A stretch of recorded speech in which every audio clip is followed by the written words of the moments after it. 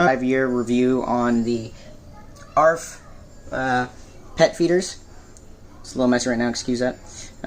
So I did a video originally when I first got these 4 or 5 years ago, and they're still surprisingly the same price as they were back then, which is fine. And people have been asking for a minute for me to do an updated review video, and if I still stand by them. So the 2 that I actually bought I no longer have. These are new ones. Not like they didn't break or anything. I was trying to modify them to make them smart so I could control them with my phone, and I ended up messing up some of the parts, so I just threw them away. But I bought new ones, so I have 3. I have 2 here, and then I have 1 downstairs for a kitten that I got. And yeah, these are how I feed my 10. Well, I have 11 cats, but one's in the office, so I have 10 cats that use these 2 feeders, and then yeah, 2 is enough for that many cats. I mean, I go through food a little quickly because I have them set to dispense pretty much every time on like 8 to 10 the level of food dispensed, and they dispense 4 times. So, but yeah, it's pretty good for taking care of my 10 cats. Do I stand by the ARF feeders? Definitely. One of the best purchases that I've gotten for my cats besides my litter robots. They don't rely on the cloud. They don't rely on a smartphone app. Like, I had the PetNet feeder that I got for super cheap, but when the company turned off the servers for PetNet, your feeder was basically useless if you didn't have it set up. So it's just sitting in my garage not being used because you can't use it. So yeah, it doesn't require a smartphone or any of that stuff. You just program what time and how much you want to feed your pets, and then it goes. I do find that like if you do the lower numbers of how much you want it to dispense, it doesn't dispense like that much. It doesn't like, it's not one where it like opens a chute and food falls out really quickly and then it stops. It spins, so the food comes out over the course of like 30 seconds slowly. So if you're thinking about getting an ARF feeder, I personally recommend them. It's not like I'm sponsored or anything. I really like them.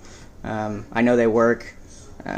And yeah, I would, if you're gonna get one, when you first get it, make sure you either test the feeding amount that you're doing or do a higher number than you think you need to do, and that'll make sure your pet has food.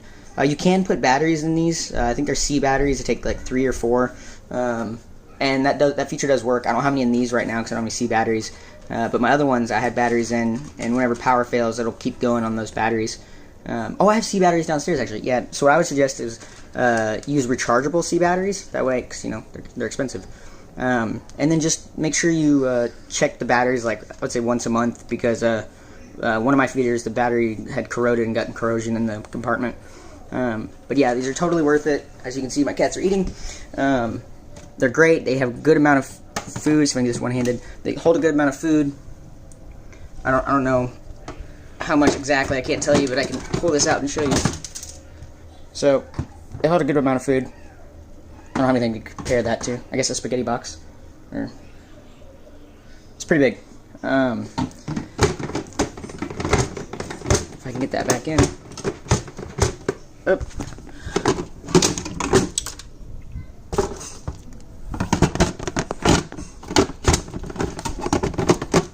What did I do?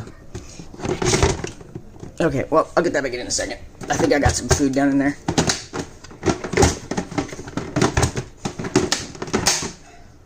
Watch. Right as I do a review video, I break it. Let's see. Why don't you go in?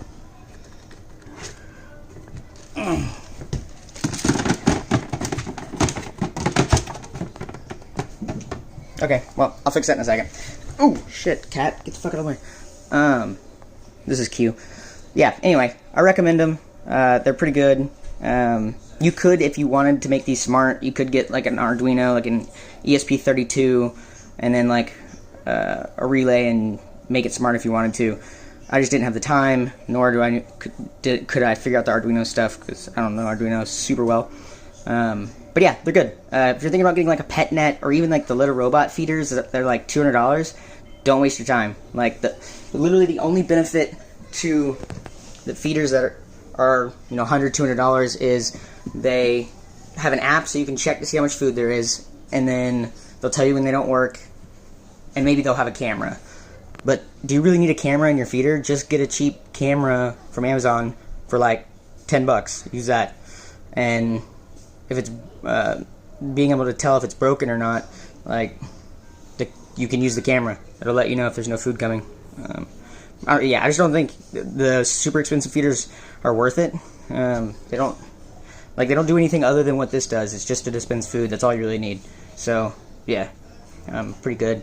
And I have recorded a message on both of them saying, oh, hold on. Kiwi, get out of the way, buddy.